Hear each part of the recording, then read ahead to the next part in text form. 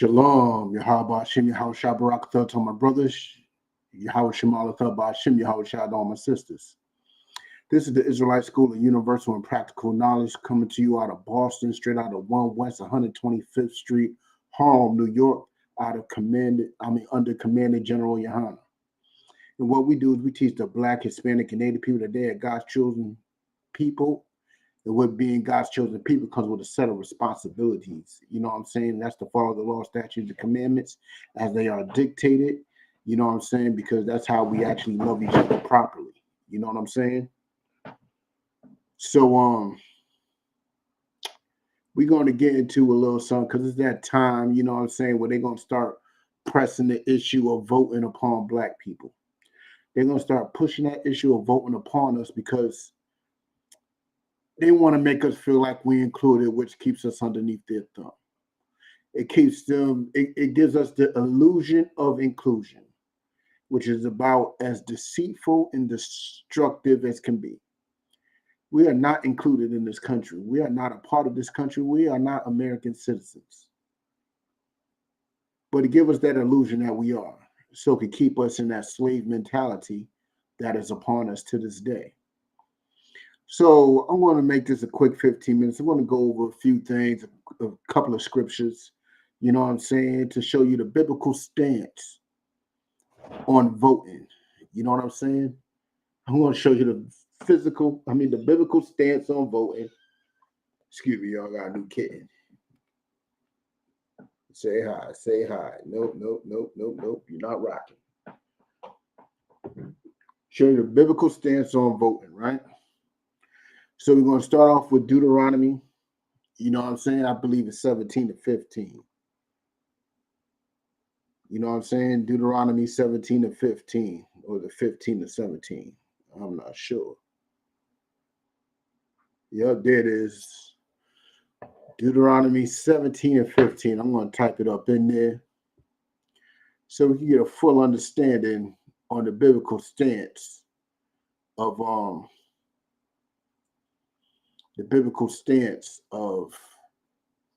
you know what I'm saying, the Bible. Of voting. You know what I'm saying?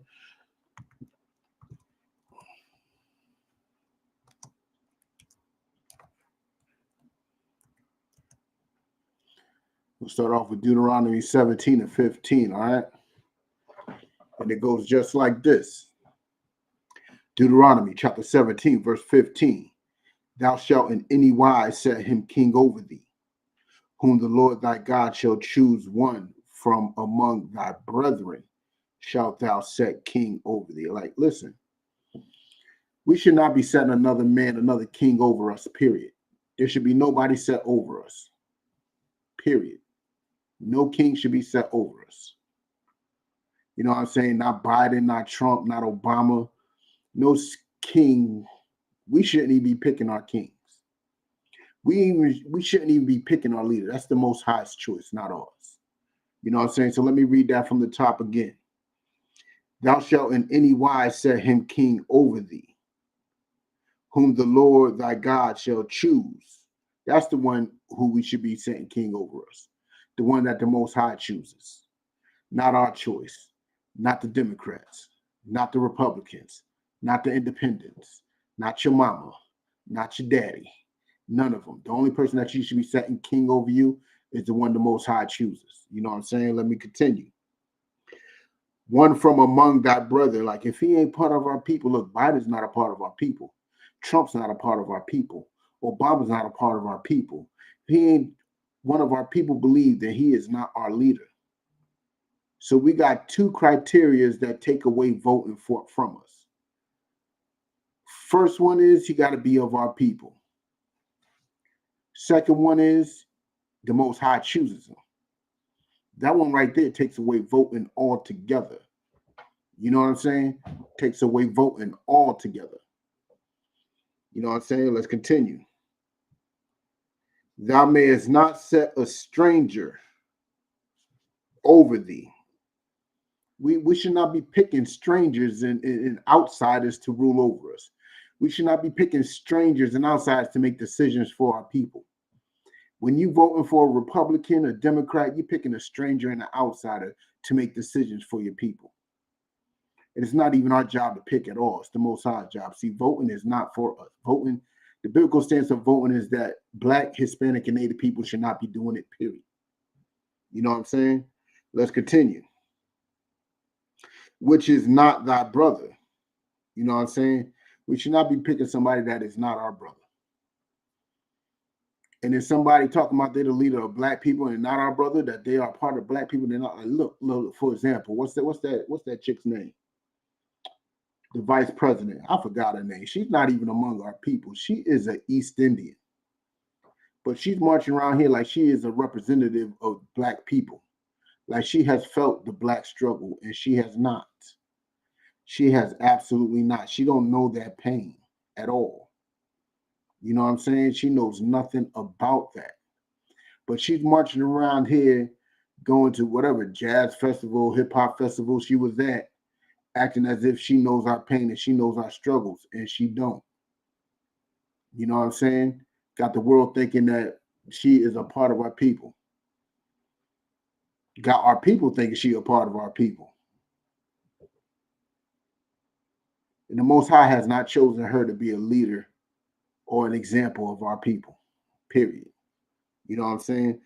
So let's drop that. Let's go to Ecclesiasticus 40 and 28.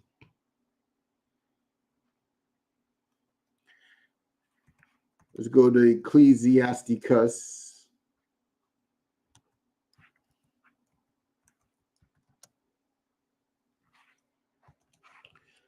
See, I know y'all probably looking through your Bible right now, like I can't find this book. Where's this book? Let me tell you something.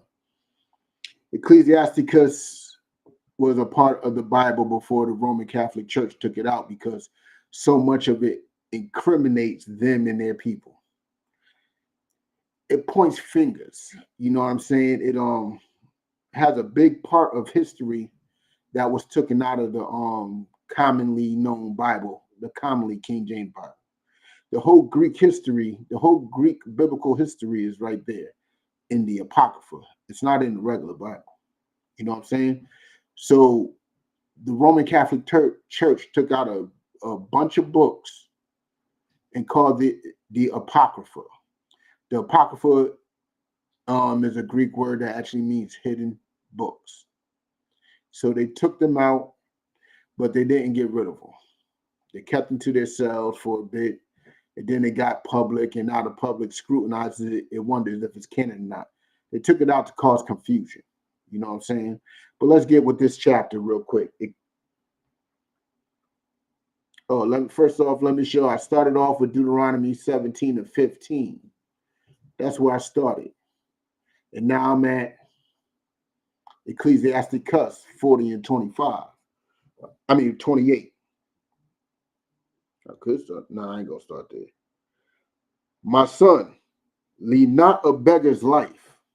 See, what we need to understand is when we're voting and we're continuously voting time after time again for the same problems to be solved, and those problems are never solved, we are begging those people to solve those problems. It becomes a form of begging. If you ask one time, it's just asking. But if you're repeatedly asking and the situation never gets resolved, guess what? You are now officially begging. And that's what we are doing when we vote. When you are voting, you are begging for this man to solve your community's problems. You are begging for this man to solve your issues. Every vote that's cast is begging for that person to solve Black issues. And it will never happen. They will never solve our issues. They will never come together and solve our issues. It has no interest to them. You know what I'm saying? It has no interest to them. You know what I'm saying? Let's continue. For better it is to die than to beg. Like this mother is telling her son never to beg. It is better to die than to beg. never to vote. It is better to die than to vote. Because voting is literally begging. And it's better to die than to vote. Let's continue. Verse 29. The life of him that dependeth on another man's table is not to be counted for life. Ain't that the reason why we think voting is so important? So we can have a seat at the table? We think voting is so important so we can have a seat at the table. That's why. And this literally says a man that's looking for a seat at another man's table should not even be counted for as a life. You shouldn't even be existing. Let me read that again. The life of him that dependeth on another man's table is not to be counted for life. So everybody that votes, your life should not be accounted as a life. That's why our enemy don't respect us, because we don't even respect ourselves. We don't even respect our own lives. We out there begging him. We out there begging him for a seat at his table. What man will respect that? What man will respect that? Especially not them. They barely have compassion for their own, never mind outsiders. Their life should not be counted for as a life at all. Let's continue. For he polluteth himself with other men's meat, but a wise man, well nurtured, will beware thereof. So there it is. You're polluting yourself with another man's meat every time you vote. You're polluting yourself with his doctrine, his way of life. That's what Martin Luther King was all about. For us to assimilate at this man's table. We got to abide by his rules at his table instead of our rules, which is the Most High's rules. So are you a beggar or are you a free man? Voters are beggars. Free men do not vote. Period. You know what I'm saying? Free men don't vote at all. Because we already have our king. The Most High picks our king. It's just that simple. Us voting for Biden, Trump, whoever's independent, whoever's out there, you know what I'm saying? Whoever threw their hat in the race. I don't even care if it's another black man. I don't care if it's a black woman. We shouldn't be voting, period, because it's the Most High's choice, not ours. It's the Most High's choice. You know what I'm saying? I got a couple more minutes. I'm going to close this out with one more verse. Hold on. Let me find it real quick. Let me find it.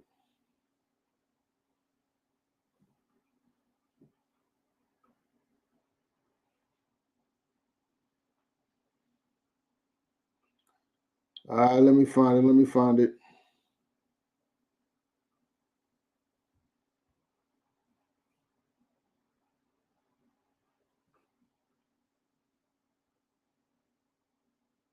Bear with me one sec.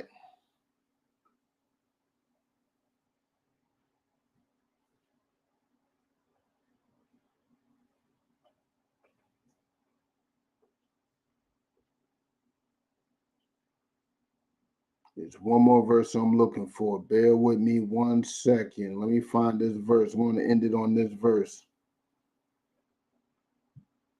All right, let's go to John 19 and start with 13. 19 and 13.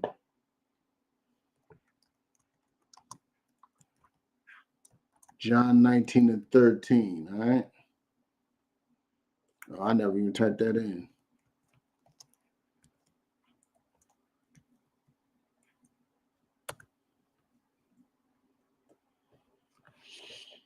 Start with John 19 and 13. All right. When Pilate therefore heard that saying, he brought Jesus forth and sat down in the judgment seat in a place that is called the pavement, but in the Hebrew Gabbatha. So put it like this. Pilate is there to judge a situation. He is put in the position as a judge, like a judge in the courthouse. So he's sitting in the judgment seat. Everybody's looking upon him to solve this issue, just like y'all are looking upon these politicians to solve our issues. We are looking for outsiders to solve our issues. Pilate is not an Israelite.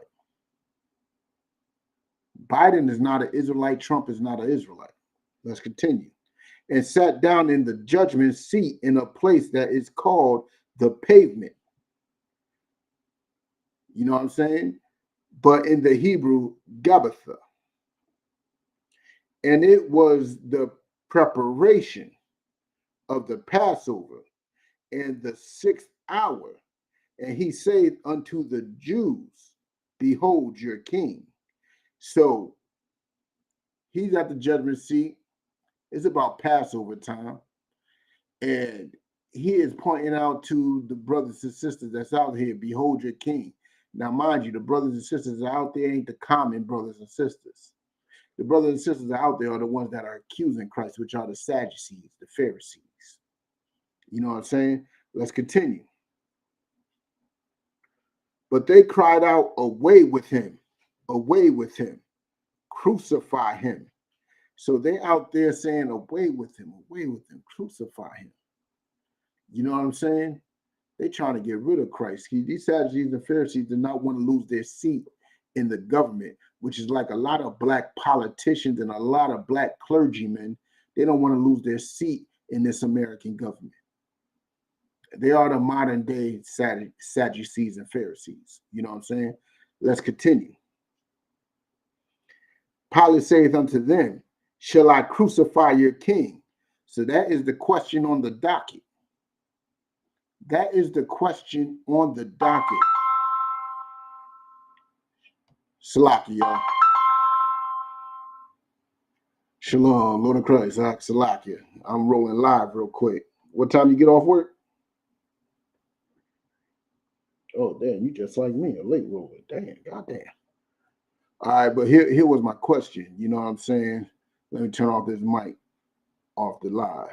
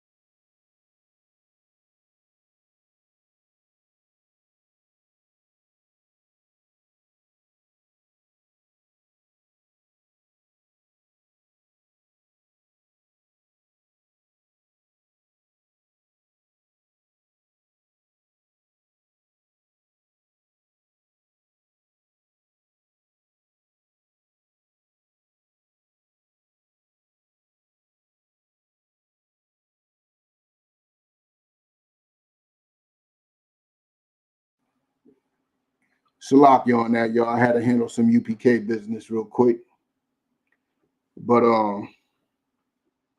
yeah, what was we at? Oh yeah. Pilate saith unto them, shall I crucify your king? He put that on the docket. He put that on the docket for all the Sadducees and Pharisees to cast their vote upon.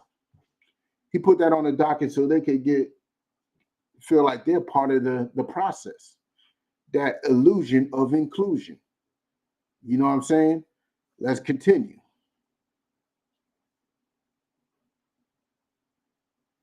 Oh yeah. Pilate said unto them, shall I crucify your king? The chief priests answered, we have no king but Caesar. That was their vote. and they let their leader, the chief priest, make the vote for them.